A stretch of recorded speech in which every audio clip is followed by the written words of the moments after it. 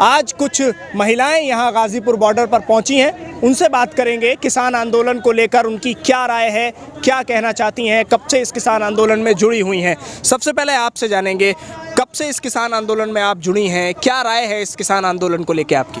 देखिए, हम इस किसान आंदोलन से 26 नवंबर जब किसान जो संगठन है, सारे किसान संगठनों ने, सभी मजदूर संगठनों ने कॉल दी थी भारत बंद की, तब से ही हम इन आंदोलन का समर्थन कर रहे हैं और तब से इस आंदोलन में हम लगातार आ रहे हैं। राय क्या है, कैसा लग रहा है किसान आंदोलन को देखते हुए, क्या लग रहा है आगे के लिए? देखिए, आगे के लिए ये लग रहा है कि आंदोलन की जीत होगी। सरकार जो है वो डर चुकी है। आपने देखा कल हमारे प्रधानमंत्री जी का राज्यसभा में किस तरीके का जो अनर्गल बातें चल रही थी। बहुत दुख हो रहा है हमारे प्रधानमंत्री जी के बारे में इस तरीके की बातें कहते हुए, लेकिन दुख की बात यह भी है कि प्रधानमंत्री जी प्रधानमंत्री पद की गरिमा खो चुके हैं। इसीलिए वो आंदोलनकारियों को आंदोलनजीवी परजीवी बोल रहे हैं, जबकि उनको ये सोचना चाहिए कि जिस जगह पर खड़े होकर वो भाषण दे रहे हैं वो भी आंदोलनकारियों की ही देन है। हमारा देश आज़ाद नहीं होता तो आज वो प्रधानमंत्री भी नहीं बनते, और हमारा देश आज़ाद हुआ है आंदोलनकारियों की ही वजह से। तो शायद इतिहास पढ़ना चाहिए हमारे प्रधानमंत्री जी को, वो भूल चुके हैं कि हमारा इतिहास आंदोलन का इतिहास है। ठीक है, आपका क्या नाम है, कहाँ से आप? मेरा नाम रिजवाना है, हम दिल्ली से आए हैं। अच्छा, क्या लग रहा है आपको इस वक्त ये देखकर जो आंदोलन ये चल रहा है, किस दिशा में जाएगा, कब तक चलेगा? क्योंकि सारी कोशिशें तो इसको रोकने की, थामने की हो चुकी हैं।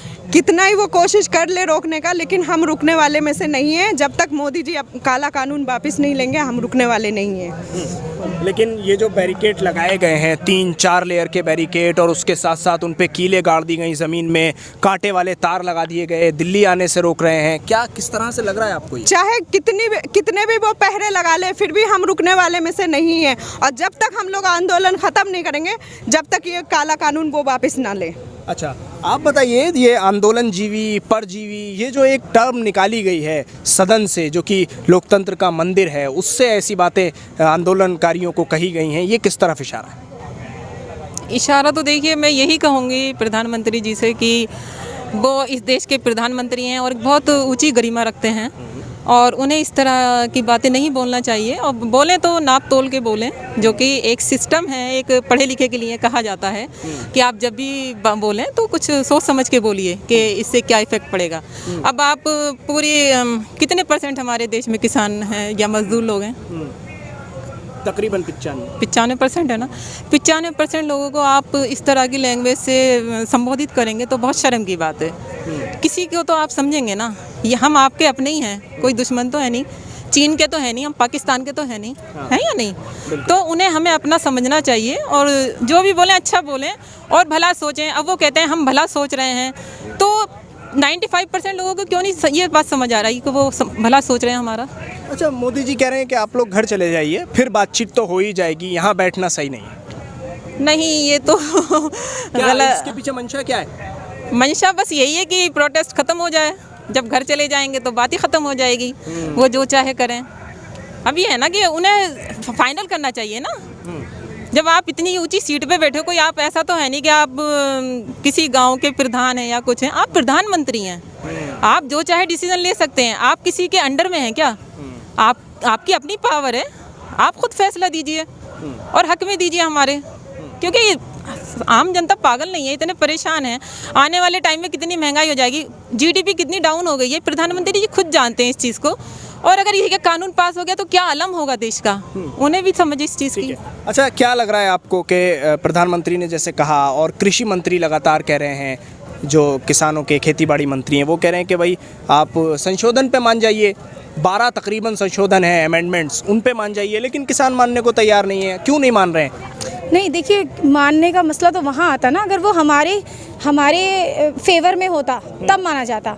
उसमें से तो कोई भी फेवर में है ही नहीं। वो कान आप ऐसे पकड़िए या कान ऐसे पकड़िए, बात को घुमा फिरा के वहीं लाना है उन्हें, वही मंडियाँ तैयार करनी है। किसान को फिर नीचे नीचे नीचे ही जा रहा है ना। फिर एक वक्त वो आएगा कि किसान का सामान बिल्कुल रद्दी हो जाएगा, तो उसको मतलब 10 रुपये, जिस चीज़ में वो 100 रुपये खर्च कर रहा है तो उसको 10 रुपये भी नहीं मिलने वाले वहाँ पे। फिर ये जो इनकी कंपनियाँ बन रही हैं, इन्हीं में सेल होगा जो, और जाहिर सी बात है जो चीज़ ज़्यादा अच्छी होगी, ज़्यादा उसके रेटों में लोग उधर ही भागते हैं। हमारे किसान भाई तो फिर डूब ही जाएंगे ना।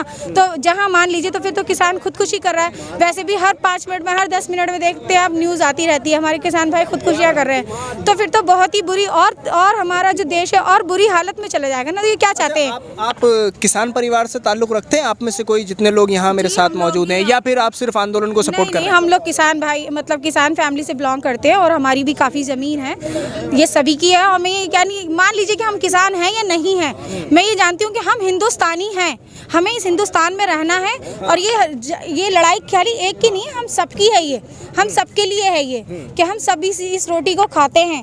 आज अगर ये सोच लीजिए कि हर एक यूनिटी का अलग अलग तबका है या अलग अलग तबके के लोगों का ये मसला है, तो ये गलत सोचना है। ये हम सबकी लड़ाई है।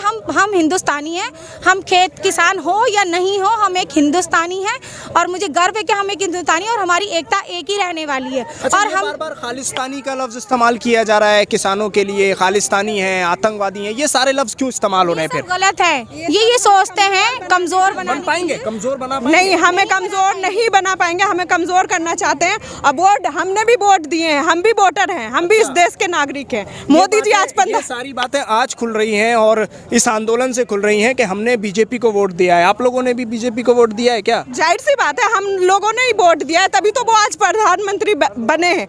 नहीं तो अगर वोट नहीं दिया तो क्या मशीन जो लोग कहते हैं मशीन से जीतता है, तो मशीन से ही जीत गए क्या? मशीन से ही जीत गए। बीजेपी के लोगों को ऐसा लगता है कि मुसलमानों ने उन्हें वोट नहीं दिया। आप सब मुस्लिम महिलाएं हैं, उन्हें लगता है मुसलमानों ने वोट नहीं दिया। ऐसा कुछ नहीं है। अगर 10% ने नहीं दिया है, 10% ने नहीं दिया है, 40% ने बीजेपी को ही वोट देके उसको भारी मत से जिताया है।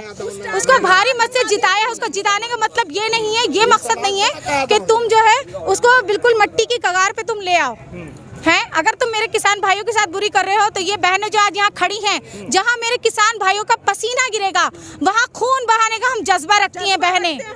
हम इतनी कमजोर नहीं हैं। और जहाँ तक ये सवाल है कि बीजेपी को मुसलमानों ने नहीं जिताया या बीजेपी को हिंदुओं ने नहीं जिताया, सबने मिलके वोट दिया है। तो उसका ये मतलब नहीं, गलती तो यहाँ किसान भी कर रहे हैं, वहाँ मुसलमान भी कर रहे हैं, सभी कर रहे हैं, सभी कर रहे हैं। मगर ये नहीं है ना कि अगर आपको जिताया, एक अच्छी ऊंची गरिमा पे बिठाया, ओहदे पे बिठाया, he is a prime minister of India, तो उनको अपने ओहदे का ख्याल रखना चाहिए ना कि मुझे इतनी बड़ी पोस्ट पे बिठाया एज अ मदर।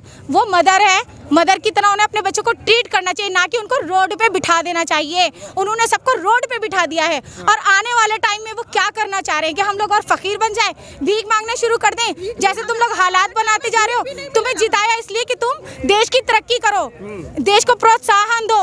जाके जो यहाँ पे जो यंगस्टर्स है, नौजवान है, जो पढ़ी लिखी पीढ़ी है, आप उसको जॉब दीजिए। आज ज्यादातर लोग जॉबलेस हैं।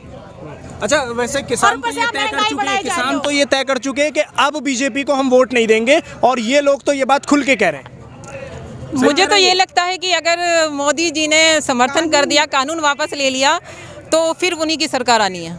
ये श्योर है, श्योर है। आपको क्या लगता है, क्या ये बात सही है कि अगर तीनों काले कानून वापस ले लिए तो क्या सरकार फिर बीजेपी की बनेगी? देखिए, अगर तीनों काले कानून सरकार ने वापस ले लिए तो फिर दोबारा से ये काले कानून लाएंगे। तो काले अंग्रेज है ना ये।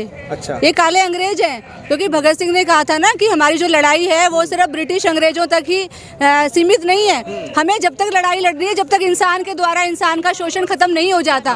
तो इंसान का शोषण जो है, ये जो बीजेपी है चाहे कांग्रेस है, ये इंसान का शोषण खत्म नहीं कर सकती, क्योंकि ये पूंजीपतियों की सरकार है।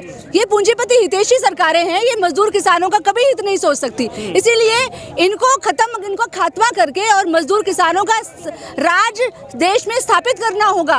तभी हम मजदूरों का और किसानों की जो बातें हैं, वो जो इनका जीवन है वो सुधर सकता है। महंगाई से, बेरोजगारी से, अशिक्षा से हम लोगों को निजात दिलाई जा सकती है। बीजेपी के नेताओं का तो ये भी कहना है कि अगर मोदी जी आप हटा सकते हैं इन्हें तो हटाइए, वरना हमें आप बताइए, हम इन्हें उड़ा देंगे।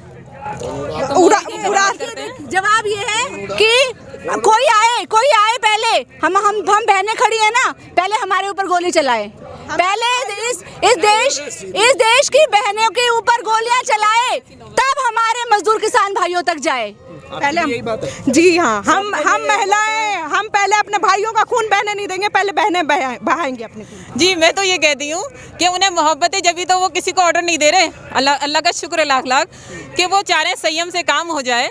और मुझे उम्मीद है कि वो वापस ले लेंगे क्या आप कह कानून। रही हैं मोदी जी दोबारा आ जाएंगे, अगर ये तीनों कानून वापस हो गए तो मोदी जी की सरकार बन जाएगी बीजेपी की। अब आप कह रही हैं कि मोदी जी को मोहब्बत है, लेकिन वो दिख नहीं रही ना, मोहब्बत कहाँ है? आप लोगों को दिख रही है? नहीं, जब भी तो हमारा आंदोलन चल रहा है ना, अल्लाह का शुक्र है। और आगे भी वो चाह रहे हैं कोई ना कोई रास्ता निकलेगा। और आप ये ना भूलें कि क्या लेकिन कहीं करें। ना कहीं ऐसा लग रहा है कि फीका पड़ गया है अब आंदोलन, पब्लिक कम हो रही है। नहीं नहीं आपको लग रहा है? नहीं लग रहा है? नहीं देखिए, हमारा जो आंदोलन है और ये दिन पे दिन जो है बढ़ता जाएगा और मजबूत होता जाएगा। ये भूल है लोगों की कि ये कमजोर पड़ रहा है। कमजोर नहीं होंगे, हम हैं हिंदुस्तानी ना। अपने कदम पीछे, अगर एक बार अपने कदम अगर हमने आगे बढ़ा दिए तो हम पीछे नहीं हटाएंगे। अच्छा, डर वर नहीं लगता है आपको सरकार से, पुलिस से, ऐसे आंदोलन वगैरह जो करते हैं आप? कहावत है कि मर्द को दर्द नहीं, मर्द को दर्द नहीं, मगर आज हम उस घराने से हैं कि हमें डर नहीं लगता है। मैं डरने की क्या बात है? हमारी सरकार ऐसी नहीं है ना क्या हमारे पर गोलियां चला देगी। वो कहीं ना कहीं क्यों चलाई हैं? गोलियां तो चली हैं। नहीं। अगर हम उठा के देखें पिछले साल की बात, तो गोलियां चली हैं। गोली शाहीन बाग में चली, जामिया में चली, जाफराबाद में चली, कहाँ नहीं चली? देखिए, ये तो कुछ मिले हुए लोग हैं, बिल्कुल चलाते हैं, मगर देखिए ना अपने लोगों को, वो अपने लोगों को ऐसे को खड़ा कर देते पब्लिक के बीच में, ताकि हम लोग डर से अपना आंदोलन छोड़ दें। लेकिन ऐसा होगा नहीं। डरते नहीं आप लोग? डर नहीं है? नहीं, क्यों डरेंगे? क्यों डरेंगे? हक बात पे नहीं डरते, हक बात पे नहीं डरते। इंसान नहीं है। अच्छा, हक बात है तो नहीं डरेंगे? जायज लड़ाई लड़ रहे इसलिए नहीं डरेंगे। अच्छा, नहीं डरेंगे मतलब? हाँ, डर नहीं है कोई? साँच को आँच नहीं, साँच को आँच नहीं। यहाँ जितने भी लोग हैं, किसी को डरने इसलिए यहाँ पर आए हैं, इसलिए सब आए। और ये बात तो सब आएंगे, चाहे बच्चे हो चाहे छोटे। कितनी फोर्स लगाई है आपके लिए? आई नो फोर्स तो लगाई है, लेकिन बच्चे भी अब किसी से कम नहीं है। वो समझते हैं इस दुनिया को, और जिस तरीके से हालात बढ़ रहे हैं, सब बढ़ रहा है, इस चक्कर में हमें करना पड़ेगा कुछ। और रही बात तो बच्चों की बात, बच्चे आगे वाले कल के बारे में भी सोचेंगे, और सरकार को भी ये सोचना चाहिए। जैसे वो कह रहे बेटी बचाओ बेटी पढ़ाओ, ऐसा कोई सीन नहीं हो रहा, कुछ भी नहीं हो रहा। यहाँ सारी बेटियाँ आ रही है बाहर, इस ऐसी जगहों पे आ रही है, बॉर्डरों पे आ रही है, गलत है। ये बच्चियां इन्हें सोचना चाहिए, बेटी बचाओ बेटी पढ़ाओ किस लिए क्या रहा है उन्होंने? यही चीज़ करने के लिए कि हम यहाँ हैं, इस काले कानून के लिए। मोदी सरकार नहीं सोच रही है बेटियों के बारे में कुछ नहीं सोचे, बस वो एक लिख के दिखा देते, वो सब सामने दिखा देते कि लोग देखें, लेकिन ऐसा कुछ नहीं हो रहा। गाजीपुर बॉर्डर से INN चैनल के लिए साहिल नकवी।